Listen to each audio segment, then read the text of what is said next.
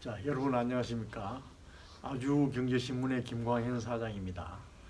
오늘은 우리 아주경제신문에 나온 칼럼 중에 우리 건설부동산부의 윤재호 부국장이 쓴 칼럼을 가지고 여러분들하고 윤 국장을 직접 불러서 같이 얘기를 몇 마디 나눠볼까 합니다.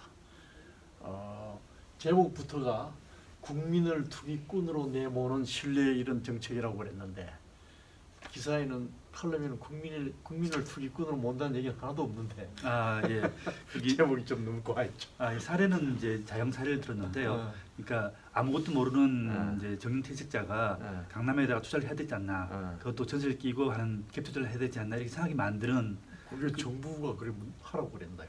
정부가 하라고 하지 않았지만은 대책 발표가 나오고 나는데 시장 상황이 그렇게 만든다는 거죠. 사람들 갖다가 내가 투자를 안 하면은 어디가 손대보는 것 같고. 제목이 좀 과한 것 같아서. 그래서 예. 아니 그 이제 저 칼럼에도 보면 시골에서 교장 선생님까지 지낸 매형이 정년 퇴직하고 서울 강북에 살려고 하다가 이렇게 아파트가 오는 걸 보고 강남에 전세 끼고 자기도 살아야 되겠다 무리해서라도 이런 걸 겨우 뜯어말렸다고 그랬는데, 근데 교장 선생님 정도 되시면 연금도 많으시고 그러면 교장 선생님 같은 분 좀 참으셔야지. 그래서 말렸는데요. 이제 만약에 강남에 직접 투자를 했다가 갭 투자라는 게 되게 위험한 거거든요. 그렇죠. 전세를 끼고 대출받아 투자를 하는데 떨어지게 되면은 그만큼 빚을 안게 되는 거예요. 그래서 연금 받는 만큼을 갖다가 잘못하게 되면 대출을 이자로 내야 될 그런 상황이 돼버린 겁니다. 그런 최악의 경우는 뭐 내몰 수도 있기 때문에 절대로 하지 말라고 그렇게 말로 했었습니다. 잘하셨고, 근데 한 이런 분들까지 이렇게 점잖으시고 충분히 여유가 있는 분들까지도 이런 투기판에 못 낄까봐 조바심내는 건 제가 봐도 정말 걱정입니다. 그래서 1년 사이에 보니까 뭐 주요한 강남 주요 지역은 이미 보통 15억, 20억, 뭐 25억 하고 있고, 강북도 뭐 웬만한 데는 벌써 10억이 다 넘어가고 맞습니다. 넘어가는데, 이제 옛날 같았으면 강남이 비싸면 강북이라도 좀 약간 흔한 값에 갈 수도 있었는데 이제 그거마저도 이제 어려워진 것 같습니다. 맞습니다. 그래서 이렇게 자꾸 사람들이 똘똘한 한 채라 그러면서 서울로 모이는 이유는 뭐라고 보십니까, 우리 전문가 부장님께서?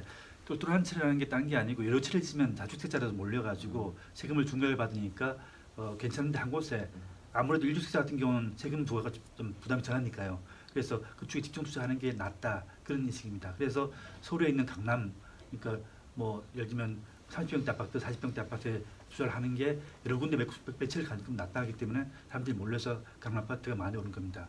그리고 최근 들어가지고 강남뿐만 아니라 용산이나 여의도 등 개발 재료를 바탕으로 해가지고 여러 곳이 많이 동시다발적으로 오르고 있습니다.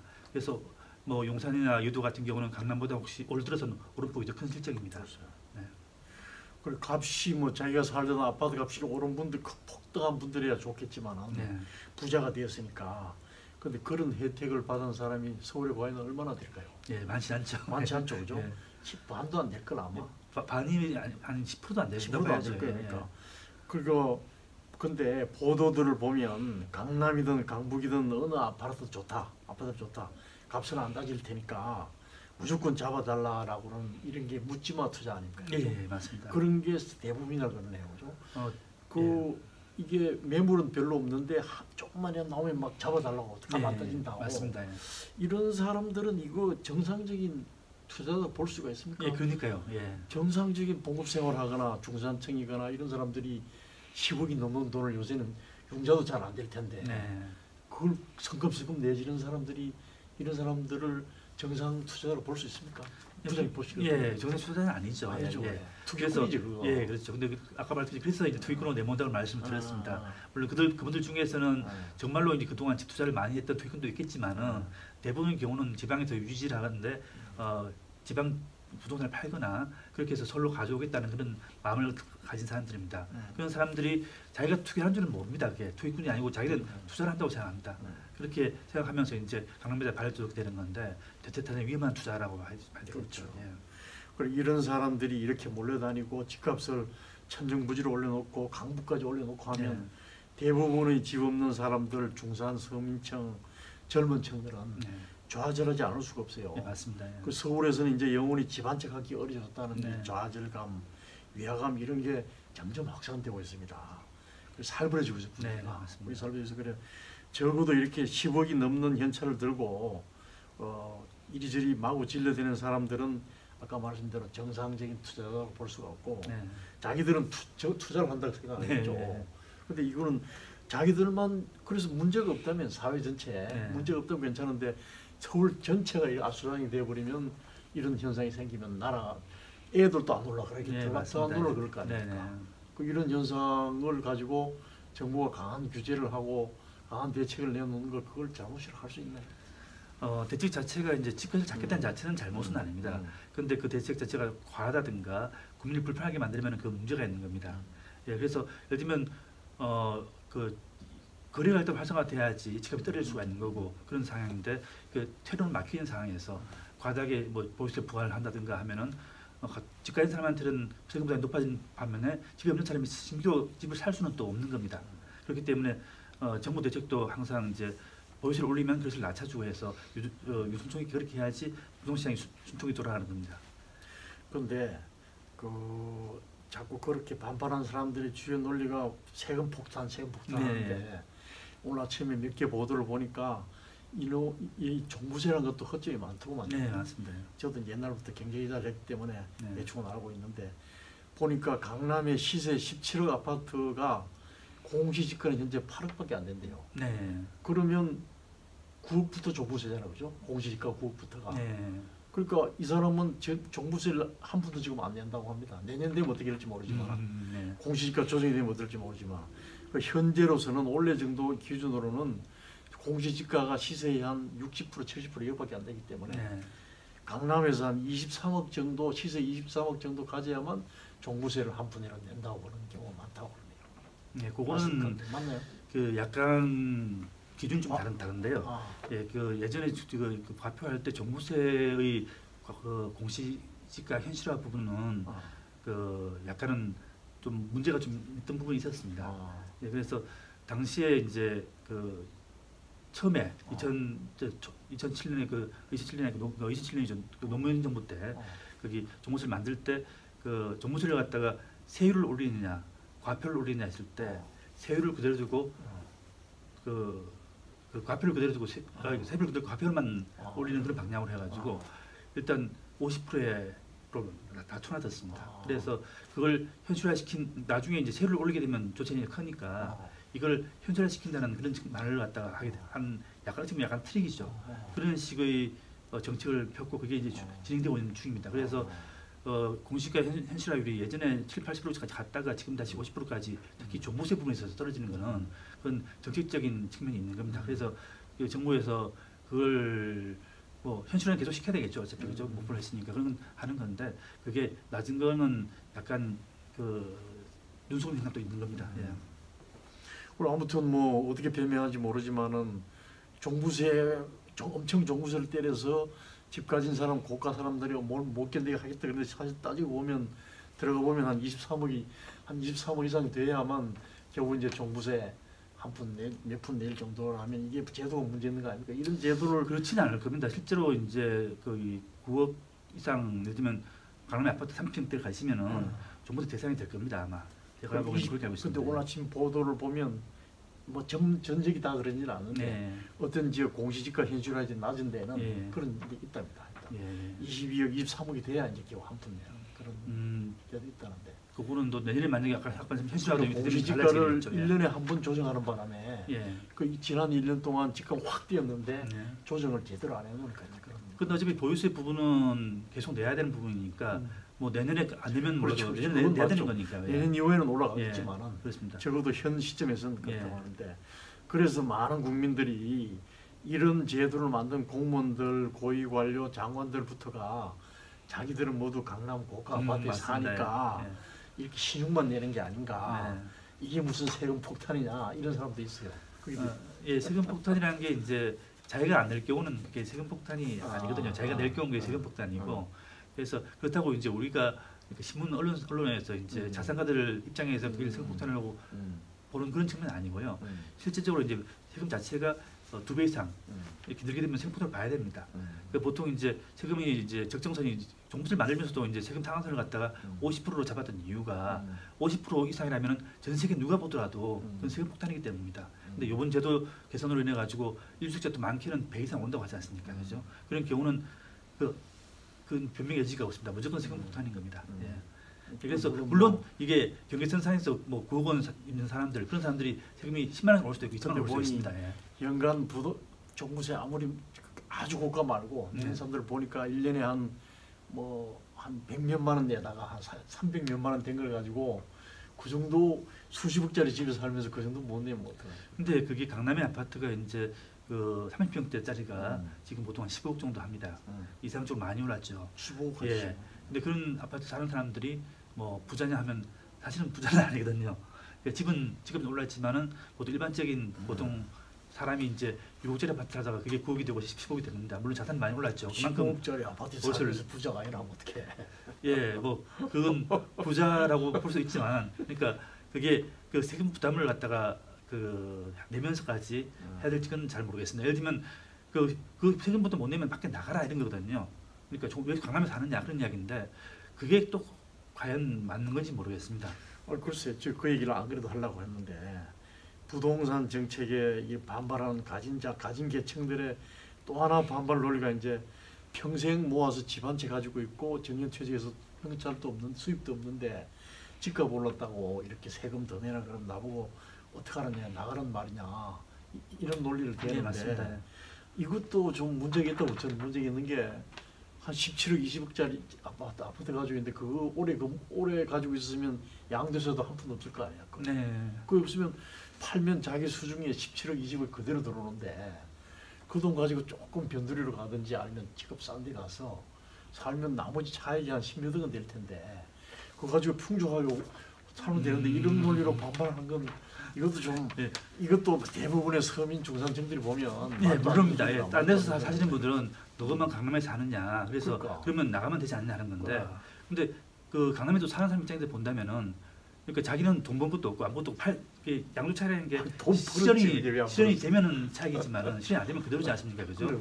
그대로 가만히 있는데도 불구하고 세금 부담은 자꾸 늘어나는 거는 좀 설득력이 없어요. 그거는 많은 국민은 그렇게 생각 안 해. 아주 배부른 소리라고 생각하지. 그리고 또 그 주택 공급 문제나 임대주택 등록제, 무주택자의 청약기회 1주택자 자격 박탈하는 것 등에서 정부가 오락가락하는 바람에 정부의 신뢰성이 더 떨어졌다고 칼럼에서 이제 얘기했는데 이것이 또 집값이 계속 급등하는 또 하나 원인이라고 했는데 저도 경제기자를 했지만 적어도 평생 동안 건교부에서 부동산 문제를 전문적으로 오래 다뤄왔던 공무원이라면 이런 문제들을 훤히 알고 있을 거 아닙니까? 네, 그렇죠. 알고 있는데도 왜 자꾸 이런 오발탄들이 나온다고 생각하십니까? 일단 정책이 오발탄이 나오는 이유는 여러 가지 있겠죠. 그러니까 그 무주택자를 갖다가 그 혜택을 보도록 확대를 하라고 하는 공무원은 영혼이 없다고 하지 않습니까? 그렇죠? 자기가 어떻게 맞다고 생각하는 대로 가는 게 아니고 정권이 바뀌면서 그 방침이 세워지면 그에 맞도록 정책을 짜는 게 그게 공무원들입니다. 그렇다 보니까 과도하게 아까도 얘기도 말했지만 거기 국토부의 기본적인 입장은 주택 공급에 문제가 없다. 집은 남아 돈다. 그런 상황입니다. 그렇지만은 실제로 이제 전문가들은 살만한 곳이 지금 부족하다. 이게 전문가들의 시작입니다. 그 강남 포함해 가지고요. 예, 그렇기 때문에 그런 식을 가지고 있으면서도 공급 내라, 확대하라니까 내린 겁니다. 그러니까 자기들 인식하고 자기 아는 거하고 대책하고는 상당히 괴리감 있게 마련인 거죠. 위에서는 쪼고 하니까 뭐 어쩔 수 없네. 저 얘기했다고 해봐야 뭐 그러니까. 어떤 경우는 또 어설프게 그냥 그런 부작용을 갖다가 미리 생각하지 못한 경우도 실제로 있을 겁니다. 예. 그리고 값비싼 아파트를 가진 계층이나 또 이른바 전문가들이 자주 거론하는 게 이제 주택 공급 문제인데 지금 서울은 이렇게 수요억제를 아무리 해봐야 소용이 없고 주택 공급을 늘려야 된다. 진짜 똘똘한 한 채를 갖기 사람들이 올라가는 사람이 워낙 많으니까. 근데 서울이란 게 빤한데 이걸 무한정 어떻게 늘립니까? 이걸 어떻게 늘고? 그럼 방법은 서울 주변에 있는 뭐 그린벨트를 좀 풀든지 그린벨트 해봐야 또 몇 개 얼마나 되겠어요? 한계가 있지. 그리고 아니면 뭐 도심에 있는 낡은 주택들, 낡은 단지들을 재건축, 재개발하든지 이런 방법밖에 없는데 재건축, 재개발 이런 것도 이렇게 확 완화해주면 네. 지난번 이명박 정부 초기 때 봤다시피 엄청난 투기 광풍이 또 그중 일어요. 단기적으로, 장기적으로 어떻게 될지 모르겠지만은 그 단기적인 이런 거 부작용을 감수해가면서까지 풀기가 어려우니까 정부가 공급 문제를 저렇게 미지근하게 하는 건데 예.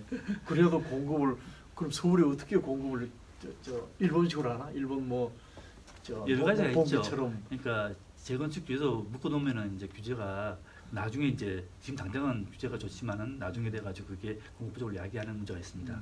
그리고 이제 그린벨트 부분도 마찬가지입니다. 그린벨트 집을 지어주면은 거기다가 그게 집이 늘어나겠지만은 그린벨트라는 게 뭡니까? 서울의 심장입니다. 그래서 제 입장은 기본적으로 서울의 그린벨트는 풀면 안 된다는 게 제 생각입니다.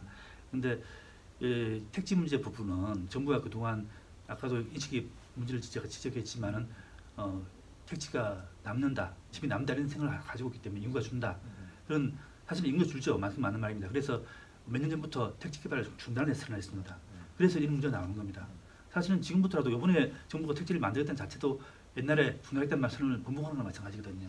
그런데 그건 전국적으로 맞는 얘기인데 예. 서울에 택지가 어디 있어죠? 그러니까 서울 택지가 없습니다. 그래서 제가 서울에 요 서울 수도권으로 가라가면 또 안 가고 전부 서울 수도권도 괜찮은 곳은 괜찮게 만들면 가능한 거죠. 교통 문제 해결하고 하면은 뭐 판교라든가 분당이라든가 아니면 과천이라든가 그런 경우는 강남 못지않은 주거 지역입니다. 그런 경우 같은 경우는 사람들이 별로 많이 갑니다. 이 사람도 물론 최근에도 많이 좀 많이 올랐지만 그것도 마찬가지고요. 엉뚱한 데다가 집을 지으면은 사람들이 가지 않습니다. 동탄 이 신도시가 요즘 좀 낮았지만 초기에 좀 불편했던 것도 그것도 서울가 교통 문제가 좀 제대로 해결되지 않은 탓입니다. 그래서 무조건 아무데나 만들어가지고 집을 짓는 되는 게 아니고 충분하게 또 기반시설을 닦고 적당한 거리에 택지를 만들면은 가능한 얘기입니다. 이번에는 당장 안산에다 신도시 만드는다니까 예. 사람들이 전부 반대하고 그거 왜 가냐 이런. 그게 이제 신도시 만드는 택지가 신도시 자체만으로 기반시설을 늘린다면은 반대할 이유가 없이 주민들이 좋아하죠. 근데 지금 만드는 택지라는 것들이 우리가 아는 그런 택지보다는 오히려 임대주택을 많이 짓겠다는 그런 생각이 듭니다. 그래서 과천 같은 경우 특히 과천 같은 경우 반대한 이유가 왜 임대 아파트를 짓느냐 자기들 동네에 그래서 반대하는 겁니다. 좋은 집을 갖다가 큰 연평수에 집을 짓겠다면은 오히려 환영하겠죠. 길 닦아주고 하니까요. 그런데 자기 동네는 우리 부자들만 살아야 되니까 임대 아파트도 못 들어온다. 그렇게 사는 사람들을 정부가 그렇게 보호해줘야 돼요? 아니요. 그건 전혀 아닙니다. 그거는 보호하는 얘기 아니고 제가 안산 과천이나 그쪽은 반대를 한다는 이야기입니다. 반대를 한다는 이야기고 반대하는 이유를 말씀드린 거고 그게 맞다는 이야기는 아닙니다. 그건 어떤 주민들이 자기의 소유권을 가지고 있는 사람들은 자기는 반대하는 거고 강남 주민들한테 반대하는 건 그 사람들은 자기 이익이 침탈되니까 반대하는 게 다른 겁니다. 그런 반대는 무시해도 될 것 같은데 그냥. 그걸 무시하면 정치는 아니죠. 그것도 포용하고 그럼 이 조세라는 게 그렇지 않습니까? 그죠? 그 밑을 갖다가 뽑듯이 모르게 뽑듯이 그렇게 하면 조세 정책이거든요. 사람들이 뭐 부장 보통스럽게 했던 건 아닙니다. 강남 아파트 삽니다. 근데 강남 아파트는 지금 제가 전세 살고 있습니다. 예. 근데 그렇지만은 그게 이 가진자를 갖다가 뽑아가지고 그렇게 하겠다 하는 건 아닙니다. 그건 조세 형평성은 그런 건 아니거든요. 많이 가는 사람 많이 받아야죠. 근데 그렇게 과격하게 늘리는 건 바람직하지 않습니다. 그런데 이제 많은 대다수의 국민들은 나처럼 이렇게 생각하고 있어요. 예. 그렇게 생각하고 있다는 걸 알고 계시고. 예, 알고 있습니다. 글을 쓸 때도 기사를 쓸 때도 그렇게 해주시고. 예. 그 윤 국장이 생각하는 그런 가장 효과적인 서울 집값 대책은 뭔가 몇 가지만 얘기해 보십시오. 서울 집값을 잡기 위해서는 가장 중요한 게 아까 말씀드렸듯이 살기 좋은 곳에 충분하게 공급을 갖다가 늘리도록 장기적인 플랜을 짜야 된다는 이야기입니다. 지금처럼 쫓겨가지고 전부 집값이 오르니까 택지를 만들어야 된다. 택지를 만들 생각이 없는 사람이 택지를 만들고 있습니다. 그러다 보니까 이상한 곳에다가 이상한 곳을 짓게 됩니다. 그리고 강남에다가 임대아파트를 왜 짓냐 아까 말씀하신 뭐가 문제냐 뭐 부자만 살아야 하지만은 사실 강남에다 임대아파트 한 대 짓는 것보다 강북 좋은데 좀 더 나은 좀 약간 떨어지지만 그래도 살기 좋은 데 있지 않습니까? 그런데 세채 네채를 지을 수가 있습니다. 강남에 어느 게 좋겠습니까? 강남에 임대아파트를 지어가지고 거기 로또 맞아 사는 사람이 좋겠습니까? 아니면 더 좋은 데 지어가지고 여러 사람들이 살게 되는 게 좋겠습니까? 정부 정책은 선택입니다. 그래서 그런 선택을 다 가지고 한다면은 국민 배아픔을 막기 위해 가지고 강남에다가 임대아파트를 많이 짓게 만들겠다. 그건 저는 아니라고 생각합니다. 살기 좋은 곳에 임대를 많이 지어가지고 사람들이 많이 살게 해야 됩니다. 10명 혜택 들어가는 게 아니고 100명, 200명의 혜택 들어가는 게 맞는 게 정책이라고 생각합니다. 그렇죠. 배 아픈 사람들이 그랬는데 예. 배 아픈 사람들이 국민의 한 80%는 됩니다. 예. 그걸 알고 예, 알고 있습니다. 아시고 기사들 앞으로 예. 달아주고 하면 예. 더 고맙겠습니다. 예, 집값은 반드시 잡아야 되고요. 이번에 다양스럽게 주택이 나온 이후에 강남집값이 좀 떨어지고 있고 호가가 좀 떨어지고 있습니다. 이번 기회를 잡아가지고 21일 공급대 제도를 발표하고 해가지고 서울 집값이 안정되고, 그러니까 우리 자녀들 시집보낼 상가 보낼 때 집 걱정 좀 덜고 했으면 좋겠습니다. 저도 그런 걸 네. 기대하겠습니다. 고맙습니다. 아침에 바쁜 시간 감사합니다. 네, 고맙습니다.